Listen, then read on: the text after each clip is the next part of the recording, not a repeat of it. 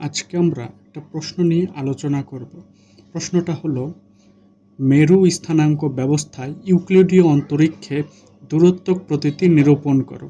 এটা বের করব আমরা। প্রথমেই লিখব, দ্বিমাত্রিক ইউক্লিডীয় অন্তরীক্ষে আয়তাকার স্থানাঙ্কসমূহ x, y হয়, তবে রৈখিক ব্যবধানের বর্গ অর্থাৎ দূরত্ব হইবে ds² = dx² + dy²। এরপর আমরা লিখব, যদি কার্তেশীয় স্থানাঙ্কসমূহ x, y এবং মেরু স্থানাঙ্কসমূহ r, θ হয়, তবে উহাদিগের মধ্যে স্থিতি শর্তসমূহ হইবে x = r cos θ, y = r sin θ। এবার আমরা লিখব, r এর সাপেক্ষে আংশিক ব্যবকলন করিয়া আমরা প্রাপ্ত হই। প্রথমে r এর সাপেক্ষে আংশিক ব্যবকলন করব, তারপর থিটার সাপেক্ষে। তাহলে একে ddr এর সাপেক্ষে আংশিক ব্যবকলন করব, y কেও ddr এর সাপেক্ষে আংশিক ব্যবকলন করব। এখানে একটা জিনিস খেয়াল রাখতে হবে, এখানে cos θ শুধু r কে অন্তরীকরণ করবে, কারণ r আছে, করলে 1 আর বাকিটাই স্থির থাকবে, তাই কি শুধু cos θ থাকবে। এখানেও করতে হবে কি, ddr r কে অন্তরীকরণ করতে হবে, আর এই sin θ স্থির থাকবে। ddr কত 1, তাহলে 1 লেখা লাগে না, এটাই হবে। তাহলে এটা পেলাম। এবার লিখব আমরা, থিটা এর সাপেক্ষে আংশিক ব্যবকলন করিয়া আমরা প্রাপ্ত হই। আর এর সাপেক্ষে করলাম, এবার থিটার সাপেক্ষে। এবার কি করব, dd থিটা করব, আর এটাকেও dd থিটার সাপেক্ষে করব। তাহলে কত পাই, এখানে থিটার সাপেক্ষে করব, তাহলে cos থিটাকে করলে কত আসে, -sin θ, আর এই আরটা স্থির রয়ে যাবে। আর sin থিটাকে করলে আসে cos θ, এই জন্য cos আর আরটা স্থির থাকবে। এটা পেয়ে গেলাম আমরা। তার মানে আমরা দুইটা জিনিস পেয়ে গেলাম, একটা হচ্ছে আর এর সাপেক্ষে অন্তরীকরণ, আর একটা হচ্ছে থিটার সাপেক্ষে অন্তরীকরণ, দুটি আমরা পেয়ে গেলাম। এবার আমরা লিখব, কল্পনা করি ইউক্লিডীয় অন্তরীক্ষে কোনো নির্দিষ্ট বিন্দুর অবস্থান আয়তাকার কার্তেশীয় স্থানাঙ্ক x1, x2 এবং বেলনাকার স্থানাঙ্কে x'1, x'2 দ্বারা সূচিত। তদানুসারে আমরা প্রাপ্ত হই। তাহলে কি হবে, x1 কে x ধরবো, আর x2 = y ধরবো, আর x'1 কে r ধরবো, x'2 কে থিটা ধরবো। এটা পেলাম আমরা। এবার লিখব, যদি দ্বিমাত্রিক অন্তরীক্ষে রৈখিক ব্যবধানের বর্গ অর্থাৎ দূরত্ব প্রতীতি নির্ণয় করিতে হয়, তবে সাধারণ সমীকরণটি হইবে ds² = gij dxi dxj, যেখানে ij = 1 2, কারণ দ্বিমাত্রিক, এজন্য 1 2 হবে। এবার আমরা লিখব, যে স্থলে gij = g11 g12 g21 g22। এটা পেলাম আমরা। এবার আমরা এখানে এটাকে বিস্তৃত করব, g11 মানে i এর বদলে 1, j এর বদলে 1, এটা হলো g12 বসাবো, i এর বদলে 1, j এর বদলে 2, এভাবে বসাবো। g21 i এর বদলে 2, j এর বদলে 1, এটা হলো g22 i এর বদলে 2, j এর বদলে 2, এভাবে এটাকে বিস্তৃত করলাম।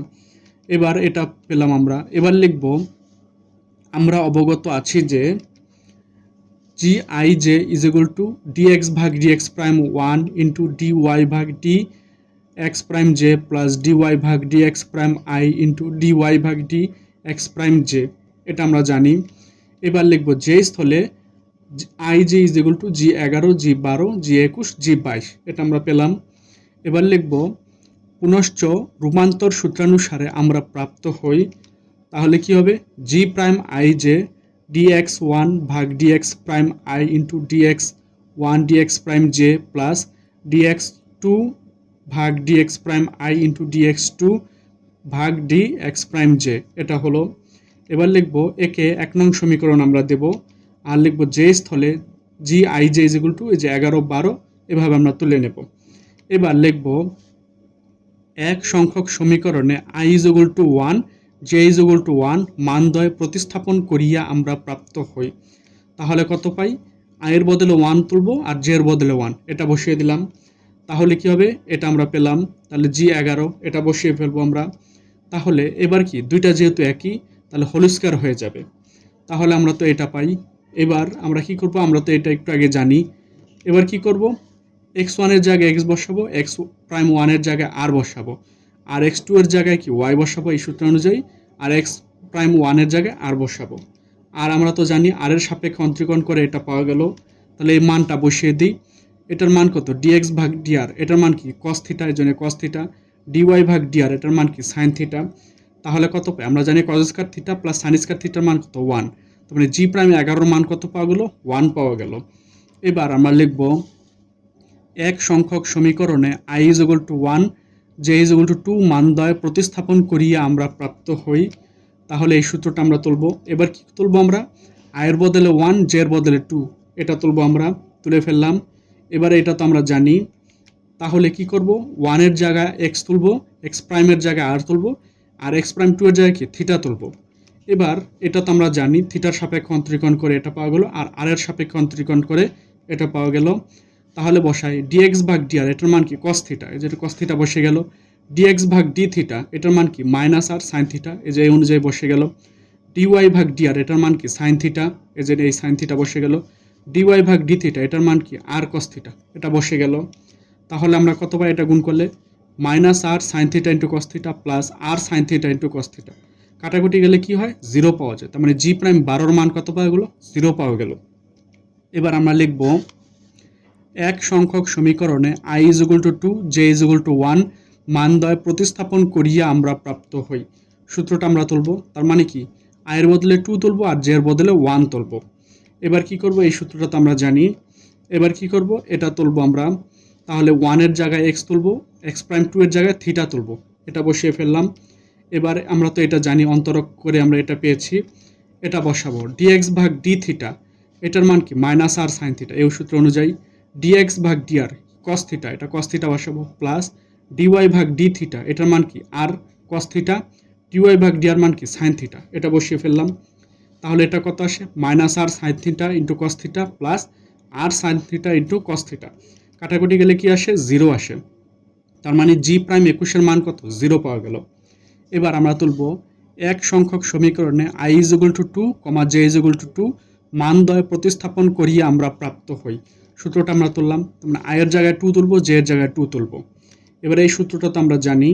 এবার কি করব আমরা x1 এর জায়গায় x তুলব, x প্রাইম 2 এর জায়গায় থিটা তুলব, এটা তুললাম আমরা। আর যেহেতু দুইটা একই তাহলে হোল স্কয়ার হয়ে গেল। আর এই অন্তরকগুলো তো আমরা আগেই জানি। এবারে যে dx ভাগ d থিটা এটার মান কত মাইনাস r sin থিটা, এটা বসে গেল। dy ভাগ d theta r cos theta, এটা হয়ে গেল। তাহলে কত বর্গ করলে r square sin square theta plus r square cos square theta. তাহলে এবার r স্কয়ার কমন নেব, থাকে কি sin square theta plus cos square theta. আর আমরা জানি sin square theta plus cos square theta মানে কি 1, তার মানে শুধু r স্কয়ার হয়ে গেল। তার মানে এটা আমরা পেয়ে গেলাম। এবার তাহলে কি এটা পেয়ে গেলাম আমরা, তার মানে জি 22 প্রাইম 22 এর মান কত r স্কয়ার, এটা পেয়ে গেলাম আমরা। এবার লিখব মেরু স্থানাঙ্কের দূরত্ব কি পাই আমরা dx square = g prime ij into dx prime 1 into dx prime j, যেখানে ij = 1,2। তাহলে এবার লিখব যেখানে g prime ij, g prime 11, g prime 12, g prime 21, g prime 22 প্রত্যেকটার মান তো আমরা পেয়ে গেছি। তাহলে এবার আমরা কি করব একে বিস্তৃত করব ds স্কয়ার = g প্রাইম 11, তার মানে i এর জায়গায় 1 j এর জায়গায় 1, g প্রাইম 12 i এর জায়গায় 1 j এর জায়গায় 2, g প্রাইম 21 i এর জায়গায় 2 j এর জায়গায় 1, এভাবে বসিয়ে ফেললাম। g প্রাইম 22 i এর জায়গায় 2 j এর জায়গায় 2, এভাবে একে বিস্তৃত করে ফেললাম। তাহলে এবার আমরা এটা তুলব, মানটা বসিয়ে দিই। g প্রাইম 11 মান কত পেয়েছি 1 পেয়েছি, g প্রাইম 12 মান কত পেয়েছি 0 পেয়েছি, g প্রাইম 21 এর মান কত 0 পেয়েছি, g প্রাইম 22 এর মান কত r স্কয়ার পেয়েছি, এটা পেয়ে গেলাম আমরা। তাহলে ফাইনালি এই সূত্রটা তো আমরা বিস্তৃত করেছি। এবার এখানে কি করব মানটা বসিয়ে দেব। এখন এটা তো আমরা জানি। এবার কি করব মান বসিয়ে দেব। জি প্রাইম 11 মান কত 1, এই যে 1 বসাবো। আর এক্স প্রাইম 1 এটার মান কত আর, এই যে এখান থেকে তাহলে এটা বসিয়ে দেব। আর এই যে জি 12 মান কত 0, ডি আর এক্স প্রাইম 1 এর জায়গায় কত আর বসাবো, এক্স প্রাইম 2 এর জায়গায় কি থিটা বসাবো, প্লাস জি 21 এর মান কত 0 ইন্টু এক্স প্রাইম 2 এর মান কই থিটা, এক্স প্রাইম 1 এর মান আর, প্লাস জি প্রাইম 22 এর মান কত আর স্কয়ার ইন্টু এক্স প্রাইম 2 এর মান কত থিটা, থিটা বসালাম। তাহলে আমরা কত পাচ্ছি ডি আর স্কয়ার, এটা 0 হয় এটা 0 হয়, তাহলে কত আর স্কয়ার ডি থিটা স্কয়ার। তাহলে আমরা কি পাচ্ছি ডি এস স্কয়ার = ডি আর স্কয়ার প্লাস আর স্কয়ার ডি থিটা।